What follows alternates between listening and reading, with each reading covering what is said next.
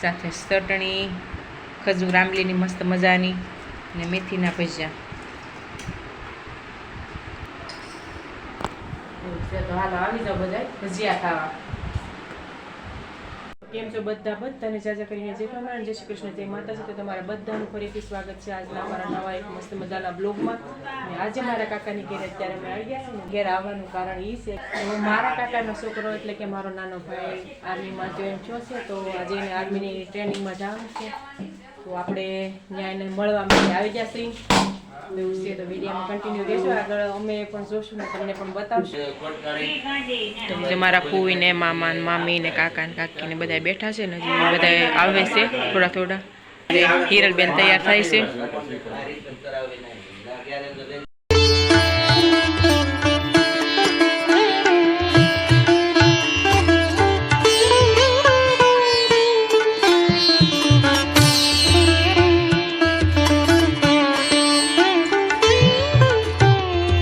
જો બધા આવી ગયા છે, હજી ઘણા આવે છે. મહેમાન આવી ગયા છે.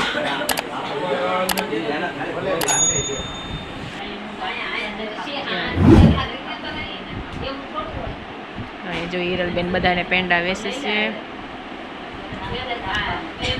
જો પેંડા છે તો હાલો બધા પેંડા ખાવા આવી જાઓ બધા. અમે પણ ખાઈ લઈ સરસ મજાના પેંડા. તો જો બધા હવે ઉપરથી નીચે આવી ગયા છે.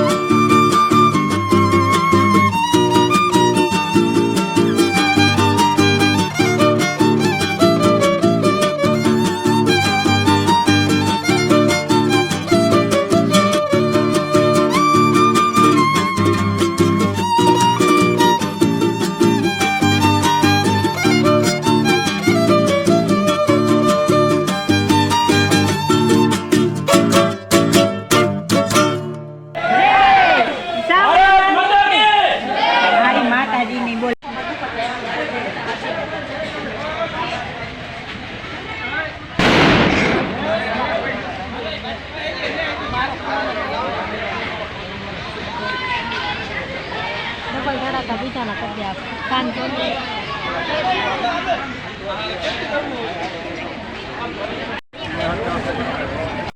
તો આપણે જો ગાડીમાં બેસી ગયા છીએ ને હવે જઈએ છીએ રેલવે સ્ટેશન જાય મારા નાના ભાઈને મૂકવા આર્મીમાં જાય છે ત્યાંથી એને ક્યાં ગાંધીનગર જવાનું છે ને હા ગાંધીનગર જવાનું છે ચેતનભાઈ ને તો જો અમારા ચેતનભાઈ છે પછી નાથી તમે હું બધા વાયરલ થઈ ગાંધીનગર જાવજો એકનો સામાન લેવાનો તારે ક્યાં ગાંધીનગર થી ક્યાં પછી જવાનું ગાંધીનગર થી ત્યાંથી જ્યાં સેન્ટર આપે ત્યાં જવાનું હજી સેન્ટર નથી આપ્યું હજી ભાઈને સેન્ટર આવે બહાર આવશે ગુજરાતમાં નથી આપ્યું આવશે આ થોડા એક ધારા મંડાણા કે નહીં આવું કરવું છે ફટાકડા ને ફટાકડા થી તો એને લાવ્યો સારું તો ફોટો તમે લેવો હતો હાર દે હું તો લઈ જાઉં 100 રૂપિયા આવશે હું પછી ગોઠવું ને આ કાંઈ હતું જ નહીં ગોઠવવાનું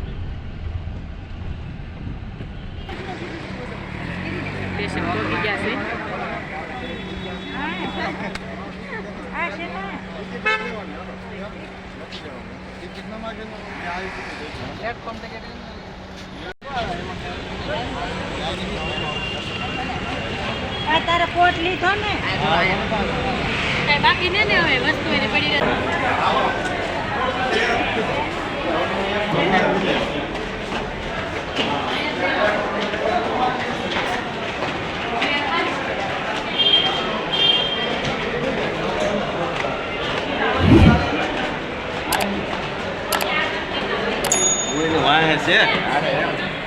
આપણે જો સ્ટેશન આવી ગયા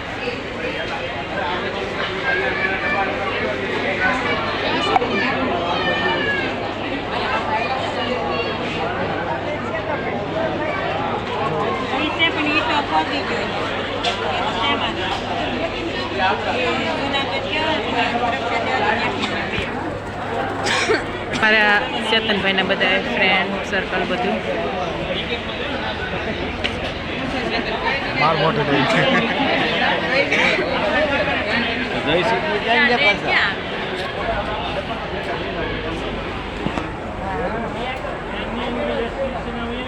આપણે આવી ગયા છીએ સ્ટેશન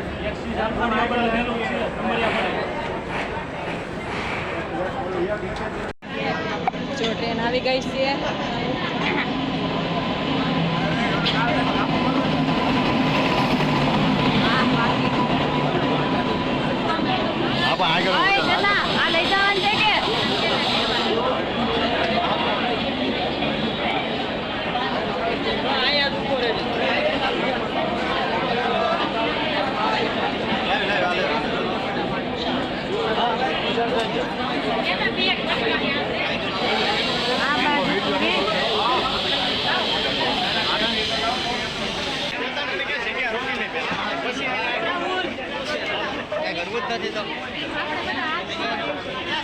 સામાન લઈ જાઓ પછી બીજા ધીરે કરી જાઓ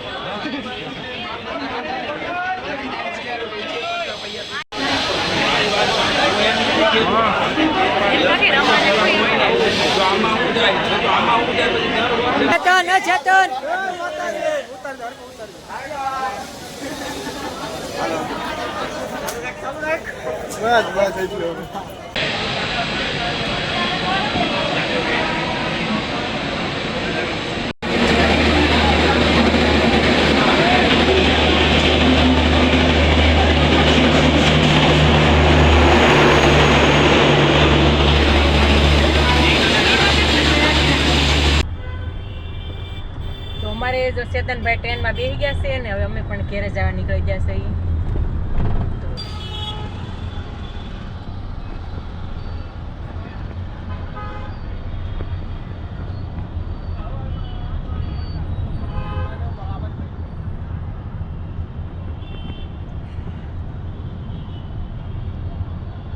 સોડા ભરાય છે તો હાલો બધા સોડા પીવા એટલે આમાં ગ્લાસ મૂકી દો તો આવી જાઓ બધા સોડા પીવા જો હિરલબેન જાય છે તો 6:30 વાગી ગયા છે ને આપણે બનાવવાના છે મરચાના ભજીયા આપણે દેહમાંથી કાલ મરચાં આવેલા છે તો એમ છું કાલ થોડાક ભજીયા આપણે આખા મરચાના થોડાક પટ્ટીના થોડાક મેથીના ભજીયા બનાવવાના છે ને અહીંયા આપણે ખજૂર અને આંબલી ને ગોળ એને આપણે ગરમ કરી નાખ્યો છે. હવે એને પછી આપણે મિક્સરમાં ક્રશ કરશું, થોડુંક ઠંડુ થઈ જાય પછી.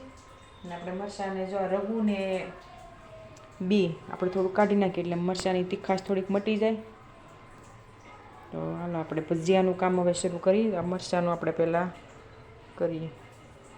તો આપણે જો મરચાં ભરાઈને રેડી થઈ જશે. બધો મસાલો ભરી દીધો, અહીંયા તેલ પણ મુકાઈ ગયું છે, આપણો લોટ પણ અથાઈ ગયો છે. હવે આપણે ભજીયા તળવાના છે. તેલ આવી જાય ને એટલે આપણે ભજીયા તળવાના શરૂ કરી દેવાનું છે. તો આપણે આંબલીની ચટણી પણ તૈયાર થઈ ગઈ છે, ખજૂર આંબલીની મસ્ત મજાની ચટણી જ આપણી તૈયાર થઈ ગઈ.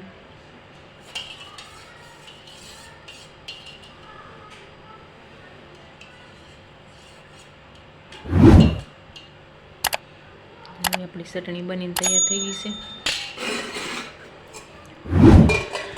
હવે આપણે